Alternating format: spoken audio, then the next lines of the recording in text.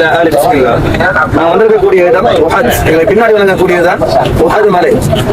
வழங்கக்கூடியதான் Uhud மலை. கிட்டத்தட்ட 7 kilometre நீளம் கொண்ட மலை. கிட்டத்தட்ட 7 கிலோமீட்டர் நீளம் கொண்ட மலை. 3 to 3.5 கிலோமீட்டர் அகலம் கொண்ட மலை தான் உஹது மலை. நான் மக்கால் இருக்கும்போது சொன்னேன், ஜனாசா தொழுகை யாரும் மிஸ் பண்ணிடாதுங்க. ஸல்லல்லாஹு அலைஹி வஸல்லம் அவர்கள் உலக வாழ்க்கையில ஒரு நன்மையை அடையாளப்படுத்திய ஒரு பிரமாண்டமான ஒரு அடையாளம் தான் இந்த உஹது மலை. ஜனாசாவை தொழுதால் ஒரு உஹது மலையாளம், ஜனாசாவோட முழுமையாக பங்கு கொண்டால் 2 உஹது மலையாளம். சஹாபாக்கள் சொல்றாங்க, யார் ஜனாசா தொழுகிறாரோ பலஹு கீராத்துன், அவருக்கு ஒரு கீராத்துன்னு சொல்றாங்க ரசூலுல்லாஹ். சஹாபாக்கள் கேட்கிறாங்க, யா ரசூலல்லாஹ், கீராத் என்றால் என்ன? அல்லாஹ்வின் தூதரே. அல்லாஹ்வின் தூதர் கீராத் என்றதுக்கான அடையாளம் சொன்னது இந்த உஹது மலையாளம். ரசூலுல்லாஹ் உலக வாழ்க்கையில ஜபல் நூர் குர்ஆன் இறங்கின அந்த இடம், ஜபல் தௌர் ஹிஜ்ரத்தினுடைய ஆரம்பம். இந்த மலையூடாக ரசூலுல்லாஹ் வந்தாலும் ரசூலுல்லாஹ் நேசம் கொண்ட ஒரு மலை என்றால் உஹது மலை மாத்திரம் தான். ஒருமுறை ரசூலுல்லாஹி ஸல்லல்லாஹு அலைஹி வஸல்லம் அவர்களும் அபூபக்கர் சித்திக் ரலியல்லாஹு அன்ஹுவும் உமர் இப்னு கத்தாப் ரலியல்லாஹு அன்ஹு உஸ்மான் இப்னு அஃபான் ரலியல்லாஹு அன்ஹு 4 பேரும் இந்த மலையில ஏறினாங்க. மலையில ஏறி மேல நிக்கும் போது இந்த மலை லேசான முறையில் என்ன செய்யுது? சஹீஹான ஹதீஸ்ல வரக்கூடிய செய்தி, லேசான முறையில் இந்த மலை ஆடு. ஸல்லல்லாஹு அலைஹி வஸல்லம் தன்னை கால தட்டுறாங்க, உஸ்புத் யா உஹத், உஹதே நீ ஆடு, உனக்கு மேலான ஒரு நபியும் ஒரு சித்திக்கும் 2 ஷஹீதும் இருப்பது நமக்கு தெரியாதா என்று சொன்ன மலை இந்த உஹது மலை. அந்த செய்தியை சொல்லிட்டு சஹாபாக்கள் சொன்னாங்க, என்னுடைய தோழர்களே, ஹாதா ஜபல் உஹதுன், இந்த மலை வந்து உஹது மலை. யுஹிப்புனா, எங்கள் அந்த மலை என்ன செய்யுது? விரும்புகிறது, நேசிக்கிறது. வனுஹிப்புஹு, நாம் என்ன செய்ய வேண்டும்? அந்த மலையை நேசிக்க வேண்டும் என்று அல்லாஹ்வின் தூதர் சொன்ன மலை தான் எங்களுக்கு பின்னாடி வழங்கக்கூடிய உஹது மலை.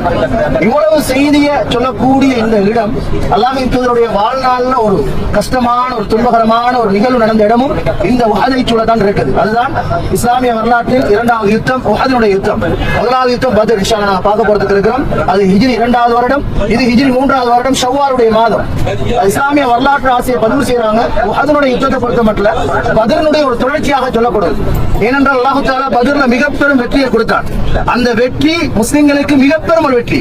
அந்த வெற்றியை சகித்துக் கொள்ளாமல் குரோதத்தோடு பழிவாங்க வேண்டும் என்ற எண்ணத்தோடு மக்காவில் இருந்து 3000 பேர் கொண்ட படை என்ன செஞ்சு மதீனாவை நோக்கி வந்துச்சு. அதனால சொல்லப்படுவது பழிவாங்கும் எண்ணத்தில் வரப்பட்டதனால இது பத்ருடைய ஒரு தொடர்ச்சியாக இருக்கும்னு சொல்லப்படுது.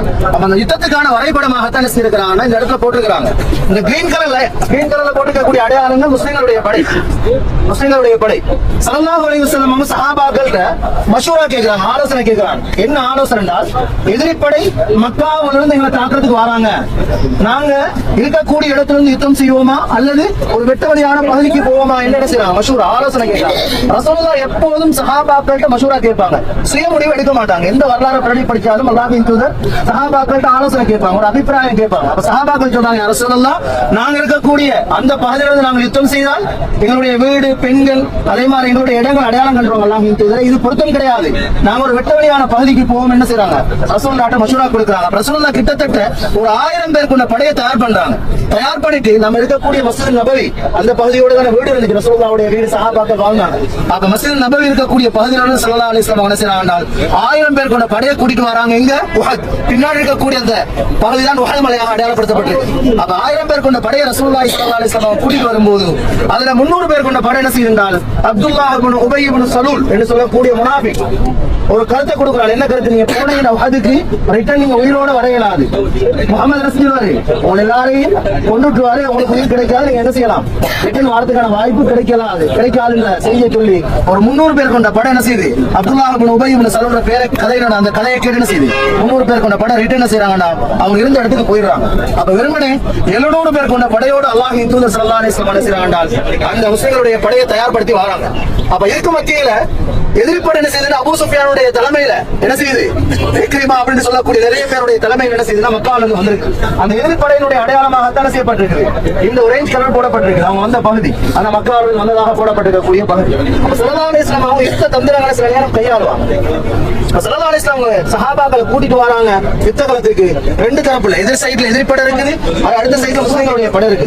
இந்த 2 படைக்கு மத்தியில ஒரு மலை, பிரமாண்டமான மலை, ஜபல் ருமாத் என்று சொல்லக்கூடிய மலை. இந்த மேல போட்டுருக்கு பாருங்க, இந்த மலை, அந்த மலை தான் மேல மக்கள் இருக்காங்க. நம்ம பார்ப்போம். அந்த மலை சென்டராக இருக்குது. அப்ப ஸல்லல்லாஹு அலைஹி வஸல்லம் அவங்களுக்கு ஒரு பயம் வருவதும் நாங்க யுத்த காலத்துல இருக்கும் போது பின்னாடி யாரும் வந்து செஞ்சிடக்கூடாது, தாக்கி விடக்கூடாது என்ற பயம். அப்ப ஸல்லல்லாஹு அலைஹி வஸல்லம் அவங்க 50 பேர் போன சஹாபாக்கள் அந்த மலைக்கு மேல என்ன செய்றாங்க, ஏத்தி வைக்கிறாங்க ஜபல் ருமாத்துல. அந்த 50 பேரும் யார் என்றால் அம்பையக்கூடியவங்க.